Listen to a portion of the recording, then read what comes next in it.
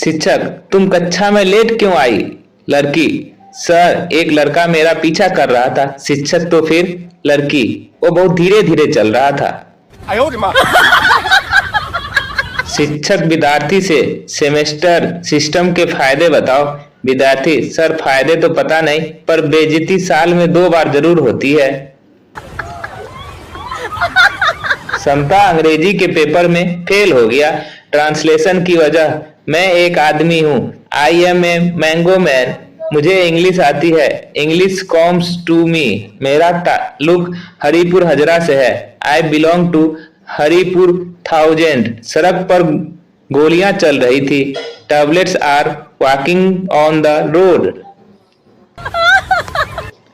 स्वास्थ्य सत्य वचन, अगर किसी लड़के ने किसी लड़की से हाय हेलो कहा तो इसे केवल लड़की हाय हेलो ही समझती है। इसके उल्टे, अगर किसी लड़की ने लड़के को हेलो कहा तो लड़का इसको केवल हेलो नहीं समझेगा। दूसरा, अगर लड़का हेलो को केवल हेलो समझना भी चाहेगा तो उसके दोस्त ऐसा नहीं होने देंगे। आखिर दोस्त होते ही किस दिन के लिए होते हैं।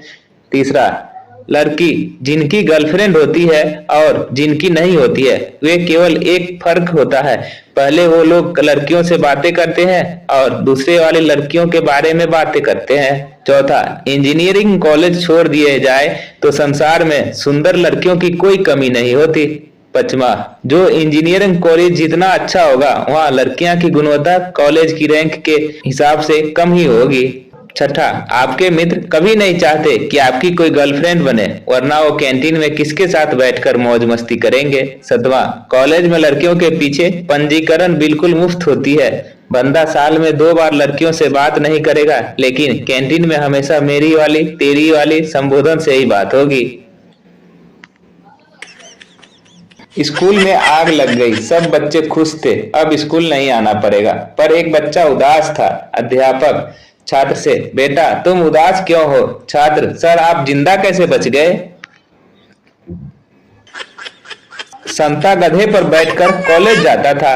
फाइनल ईयर में वह फेल हो गया, फिर पैदल कॉलेज जाने लगा। बताओ क्यों? क्योंकि गधे की ग्रेजुएशन पूरी हो गई थी। शिक्षक, भूतकाल, वर्तमान काल और भविष्य काल का एक उदाहरण मैं देती हूँ, फिर एक तुम दे देना। मैं सुंदर थी और सुंदर रहूंगी। विद्यार्थी, आपको वहम था और वहम रहेगा। छात्र, यार धोखा हो गया। दोस्त, क्या हुआ? छात्र, मैंने घर से किताब के लिए पैसे मंगवाए थे, उन्होंने किताबें ही भेज दी। अध्यापक, ताजमहल किसने बनाया? संता जी, कारीगर ने। अध्यापक, मेरा मतलब बनवाया किसने था? संता जी, ठेकेदार ने। सीनियर बॉय रैगिंग लेते हुए लड़की से, बताओ पटना कहाँ था? लड़की, बिहार में। सीनियर बॉय, इतनी दूर जाकर पटोगी, यहीं पट जाओ ना। पापा बेटे से, इतने कम मार्क्स 2 थप्पड़ मारने चाहिए। बेटा, हाँ पापा, चलो मैं उस साले टीचर का घर भी देख कर आया हूँ। टीचर, बेटा बंटी बताओ 1 को 1 से कैसे जोड़ें कि 3 हो जाएगा? बंटी, उनकी शादी करा दीजिए।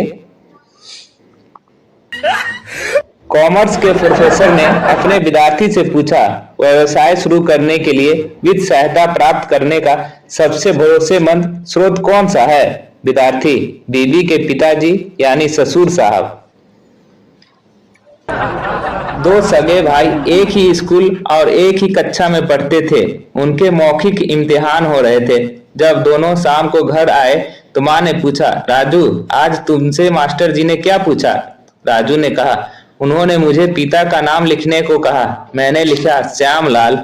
माँ ने संजू से पूछा, और तुझसे क्या पूछा? संजू ने कहा, मुझसे भी पिता का नाम लिखने को कहा, मैंने लिखा रामलाल। माँ, पर तूने अपने चाचा का नाम क्यों लिखा, पिता का क्यों नहीं? संजू, राजू ने कहा था कि एक जैसा उत्तर मत लिखना, वरना मास्टर जी समझेगी कि तूने मेरी नकल की है।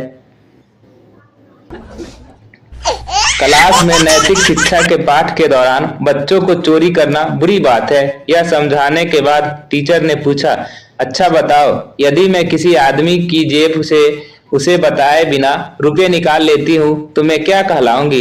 एक बच्चे ने हाथ उठाकर बताया, उस आदमी की बीबी। दर्शन शास्त्र की कक्षा में प्रोफेसर साहब भगवान के अस्तित्व के संबंध में पढ़ा रहे थे। क्या आप में से किसी ने भगवान की आवाज सुनी है? प्रोफेसर ने छात्रों से सवाल किया। कोई नहीं बोला। क्या किसी ने भगवान को छुआ है? फिर से कोई नहीं बोला। क्या किसी ने भगवान को देखा है? इस बार भी छात्र की ओर से कोई जवाब नहीं आया। तो प्रोफेसर साहब बोले, इससे सिद्ध होता है कि भगवान नहीं है। एक छात्र से नहीं रहा गया, उसने हाथ उठाकर प्रोफेसर से बोलने की अनुमति मांगी। अनुमति मिलने पर वह प्रोफेसर साहब की डेस्क के पास आकर छात्रों को संबोधित करते हुए बोला, क्या किसी ने प्रोफेसर साहब के दिमाग की आवाज सुनी है? कोई नहीं बोला। क्या किसी ने प्रोफेसर साहब के दिमाग को छुआ है? फिर से कोई नहीं बोला। क्या किसी ने प्रोफेसर साहब के दिमाग को देखा है? कोई आवाज नहीं है। तब छात्र ने निष्कर्ष बताया, इससे सिद्ध होता है कि प्रोफेसर साहब के दिमाग है ही नहीं। शिक्षक, बताओ कसम खाओ कि कभी शराब सिगरेट नहीं पियोगे, मांस नहीं खाओगे। बच्चे, नहीं खाएंगे सर। शिक्षक, कभी लड़कियों को नहीं छेड़ोगे। बच्चे, नहीं छेड़ेंगे सर। शिक्षक, जुआ नहीं खेलोगे। बच्चे, नहीं खेलेंगे सर। शिक्षक, देश के लिए जान भी दे दोगे। बच्चे, दे देंगे सर। ऐसी जान का और करेंगे भी क्या? कक्षा में पढ़ाते हुए शिक्षक ने छात्र से पूछा, यदि तुम्हारे पास 12 चॉकलेट है, उनमें से 3 मीना को दिए, 4 सीना को दिए और 5 रीमा को दिए, तो बताओ तुम्हारे पास कितना रह गया? छात्र ने कुछ देर सोचने के बाद बताया, सर 3 नई गर्लफ्रेंड मिलेगी। एक जीव वैज्ञानिक मेढक के व्यवहार का अध्ययन कर रहा था। वह अपनी प्रयोगशाला में एक मेढक लाया, उसे फर्श पर रखा और बोला, चलो कूदो। मेढक उछला और कमरे के दूसरे कोने में पहुंच गया। वैज्ञानिक ने दूसरी नापक अपनी नोटबुक में लिखा। मेढक 4 टांगों के साथ 8 फीट तक उछल रहा था। फिर उसने मेढक की अगली 2 टांगें काट दी और बोला, चलो कूदो। मेढक अपने स्थान से उछलकर थोड़ी दूर पर जा गिरा।